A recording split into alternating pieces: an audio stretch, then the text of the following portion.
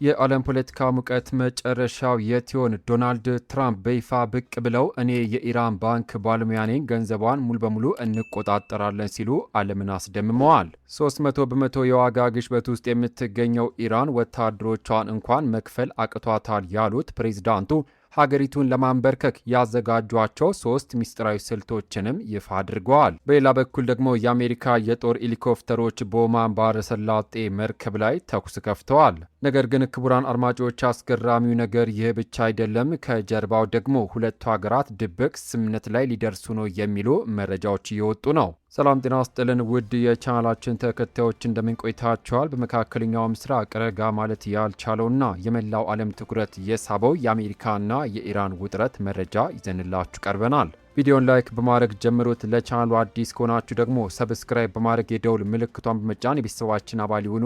ወደ መረጃው አልፋለሁ። በቅድሚያም ትራምፕና የኢራን ኢኮኖሚ ወደ መጀመሪያው አስደናቂ መረጃችን ስንገባ ፕሬዚዳንት ዶናልድ ትራምፕ አሜሪካ የኢራን ገንዘብ በብቃት እንደምትቆጣጠር ገልጿል። ፕሬዚዳንቱ ማክሰኞ ዕለት አሜሪካ በኢራን ገንዘብ ላይ ሙሉ ቁጥጥር እንዳላትና ሁለቱ ሀገራት በወታደራዊ ግጭት ውስጥ እንደተቆለፉ ዋሽንግተን የኢራን ገንዘብ በብቃት እንደምትቆጣጠር ተናግረዋል። ትራምፕ ከቴሌቪዥን አስተናጋጅ ዌይን አሊን ሩት ጋር ባደረጉት ቃለ ምልልስ ገንዘባቸውን የነበራቸውና ብዙ የሆነውን እንቆጣጠራለን፣ ሙሉ በሙሉ ቁጥጥር አለን፣ እኔ የባንክ ባለሙያተኛ ነኝ ብለዋል። ክቡራን አድማጮች ብዙዎቹ በግርምት ይህን ጉዳይ እንደሰሙ የሰው ሀገር ባንክ በሩቅ የሚቆጣጠሩት አዲስ አይነት የባንክ ባለሙያ ተፈጠሩ ማለት ነው። ትራምፕ እኮ አንዳንዴ ሲናገሩ የዓለም ፖለቲካን ልክ እንደ ሪል ስቴት ንግድ ቀላል አድርገው ነው የሚያቀርቡት እያሉ እየተነጋገሩበት ነው። ፕሬዚዳንቱ በዚህ ብቻ አላበቁም። ትራምፕ የኢራን ኢኮኖሚ በከባድ ጭንቀት ውስጥ እንዳለም ገልጿል። 300% የዋጋ ግሽበት አላቸው፣ ምንም ዋጋ የላቸውም። ምንዛሪያቸው ምንም ዋጋ የለውም። እነሱ አላቸው፣ ወታደሮቻቸውን እየከፈሉ አይደለም፣ ወታደሮቻቸው እየወጡ ነው። ስለዚህ ያንን ይቀጥሉ፣ ዘላቂ አይደለም ብለዋል። እንግዲህ አስቡት 300 በመቶ የዋጋ ግሽበት ማለት ኪስ ውስጥ ያለው ገንዘብ ገበያ ሳይደርስ ወረቀት ሆነ ማለት ነው። ወታደሩ ጨጓራዬ በሀገር ፍቅር አይሞላም ብሎ ጥሎ ቢወጣም አይፈረድበትም። ፕሬዚዳንቱ ወደ ኢራን የሚወስዱ 3 ሊሆኑ የሚችሉ አቀራረቦችን ዘርዝረዋል። የአሁኑን ጫና ማስቀጠል፣ አገሪቱን በእርግጥ በጣም በከባድ መምታት ወይም በዋናነት በኢኮኖሚ ጫና ላይ መታመን ብቻውን ልንይዘው እንችላለን። እናም ይወድቃሉ። እንደ ጥሩና ቀላል ዘና ብለን መስራት መቀጠል እንችላለን። እንዳልኩት አንድ አይነት ድርድር ታያላችሁ። በጣም ተንኮለኛ ድርድር አድራጊዎች ናቸው። ምክንያቱም በሆነ ነገር ይስማማሉ፣ ከዚያም ወጥተው ፕሬሱን እንዳያደረጉት ይነግሯቸዋል።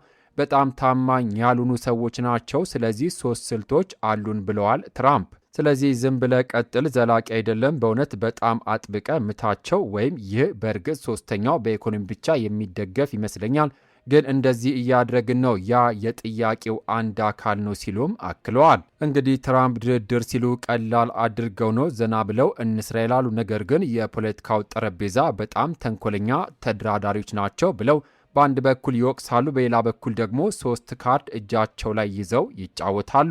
ግጭቱ እንዴት እንደሚቆም እንደሚችል ሲጠየቁ ትራምፕ ዋና ዓላማቸው ኢራን የኒውክሌር ጦር መሳሪያ እንዳታገኝ መከልከል እንደሆነ ተናግረዋል። በዚህ ነገር ውስጥ የገባውት በአንድ ዋና ምክንያት ነው። ኢራን የኒውክሌር ጦር መሳሪያ ሊኖራት አይችልም ሲሉ የአሜሪካ ወታደራዊ እርምጃ ቴህራንን እንዳትገዛ እንዳገደው ተናግረዋል። ይህ በእንዲህ እንዳለ ትራምፕ በቃላት ብቻ አላቆሙም። በባህር ላይ ያለው ፍጥጫ አሁን ወሬ መሆኑ ቀርቶ ወደ እውነተኛ ጥይትና ሚሳኤል ተኩስ ተቀይሯል። በኦማን ባህረ ሰላጤ ምን ተፈጠረ? ቀጣዩ መረጃችን በዚሁ ጉዳይ ነው።